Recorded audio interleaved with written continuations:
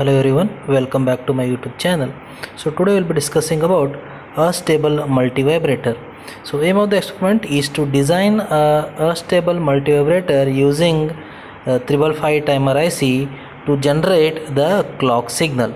Okay, so here we'll be given with a frequency, the operating frequency will be giving you. Let us say here the given frequency is 1.5 kilohertz. From this let us calculate the R and C values that is required to be used in our circuit. Okay, so this is, if this is 1.5 kilohertz is the given frequency, then so total time period total T is given by 1 by F, that is 1 over frequency will give you the time period, that is 0.66 milliseconds. Okay, now let us calculate charging time. Okay, it is also called as T on, and discharging time, it is also called as T off. So here I am taking for charging time, I am writing it as T1, discharging time I am writing it as T2. So we have from the design formula that T1 is equal to 0.693 RA plus RB into C. Let us call this as equation 1, and T2 is 0.693 into RB into C. This is called equation 2. So these we have brought from the design part, from the theory. Fine. Now, so duty cycle, we know that duty cycle is given by T on by T, that is charging time by total time, and total time T is nothing but T on plus T off, that is T1 plus T2 I am taking. Now let us assume one value, that is C is equal to 0.1 microfarad. This is a standard value available to me in the laboratory, so I am assuming C value.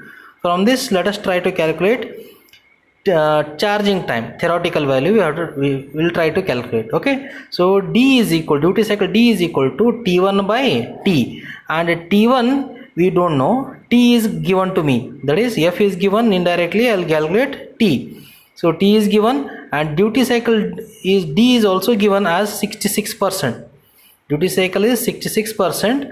So with, if you substitute the duty cycle and the T, that is total time period, you will get the charging time as 0.435 milliseconds. Okay, likewise let us calculate discharging time, that is T2 also. We have the formula T is equal to T1 plus T2, so in which we know T and T1 we know, T2 we don't know. So let us calculate T2 from this. If we substitute that, those values will be getting discharging time as 22 milliseconds. So from this if we calculate total T, that is it will be 0.66 milliseconds.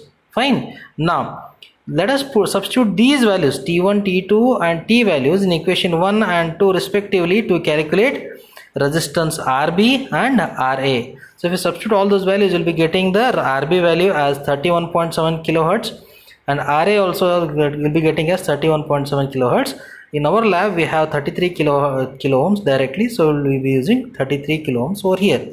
Now at the end of the experiment we will be verifying what is the practical T1 value, okay, what is the T on, what is T off, practical values we should be calculating at the end. So let us see its circuit diagram. Okay, in this circuit diagram there are two resistors RA, RB. We just know we have found out the values from the design. Okay, and the C value, that is 0.1 microfarad we have assumed. Fine. This diode you can use or you cannot use, you may not use also. Okay, so this is optional. I am not using diode in my circuit as of now. So I am making use of 555 timer IC.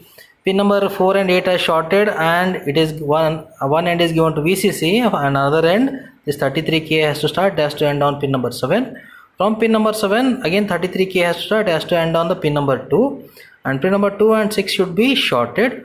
From pin number 6, one resistor, one capacitor 0.01 microfarad has to go to ground. Okay, and pin number 5 and 1 has to be connected to each other, and we should see the output from pin number 3 and ground. Fine. And if you measure the output on the CRO at pin number 6, you will be getting such a kind of waveform, and pin number 3 you will be getting the square waves. Fine. So let us see its actual circuit. This is the circuit over here. So I am making use of a 555 timer IC. Fine. As I said, pin number 5 and 1 are shorted, it is given. Then pin number 1 to 7 is this resistor. 33K is directly not available to me, So I'm adding two resistors in series and connecting. Okay, 7 to 8 and pin number 7 to 2, and one capacitor is going from pin number 5 to ground. Fine, and remaining ground connections I have connected. Fine, and this VCC, that is plus 5 volts, I am giving it to pin number to the point where pin number 4 and 8 are shorted. So I am giving this line to pin number 4, and pin number 4 is shorted to pin number 6 over here. Okay, pin number 4 to 6, this line, pin number 6 to pin number 8. Okay, it is going to pin number 8. So this is what the overall circuit is, and I am giving VCC as plus 5 volts over here, and we are taking the output from pin number pin number 3 we are taking the output, and pin number 6 we are measuring the input waveforms. Fine. So if you want to have output, so I'll just show you. This is the input that is given to pin number 6. Let us say, see, this is the pin number 6. From pin number 6 I am taking this and I am connecting this to channel 2. Over here on the channel 2 we have this input waveform, and if you want to have output, then you have to take it from pin number 3. So pin number 3 is connected to this wire, and it is this probe, it is going over here.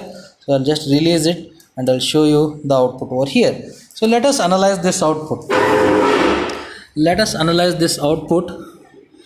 I'll just try to overlap these two over here. Just see here, from here to here we have T1, that is T on, and from here to here we have T off, that is rising. For input rising edge, rising time, we have T on. It is falling means we have T off. Now from this we should calculate T on and T off. So let us do so.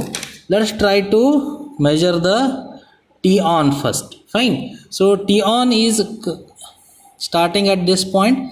It is covering one block, two block, and the third block is covered till the third division. So I can say 1 plus 1 is 2 plus 3 small divisions, 0.2 each. So I'll take it as 2.6. 2.6 multiplied by this time base, and time base is pointing to 0.2 milliseconds. So from that we have T on is equal to 2.6 into 0.2 milli. So I'll be having 52 milliseconds as T on. Fine. Let us calculate T off also. T off also is starting at this point. It is covering two divisions. Let us say it is 0.4. Then 1, 2, 3. Okay, 3 and almost 4 divisions it is covering. Right. So 3 divisions. So 3 divisions plus 2 divisions. Total is 5 divisions. 5 divisions means one full block. So 1 into 0.2 milli. So that is what I have written over here. T off is equal to 1 into 0.2 milli is giving me 0.2 milliseconds. So T on is 0.52, T off is 0.2. So if you want total time T, then T on plus T off, that is 0.52 plus 0.2. Total time we get it as 0.72 millisecond. This is the practical value that I have obtained. Fine. What were the theoretical values in the design considered? So T1 was, just compare both. Okay, so T1 was 0.43 milli. I am getting practical value as 0.52 milli. Fine. This is practical one. Theoretical one is 0.435 milli. Okay, and T off over here is 0.22 milli. 0.22 milli is the theoretical value. These are the practical values. Fine. So theoretical, practical, they are almost same. This is the practical value, that is 0.72 milli, whereas the theoretical value is 0.66 milliseconds. Okay, this is the theoretical value. Is that fine? So this is all about a stable. This is all about our stable multivibrator. By making use of this, we were able to generate the square wave. This is all complete about this stable multivibrator. Okay, I hope you understood everything. If you have any comments, please, if you have any doubts, please comment me back. I shall reply you back. Okay, thank you.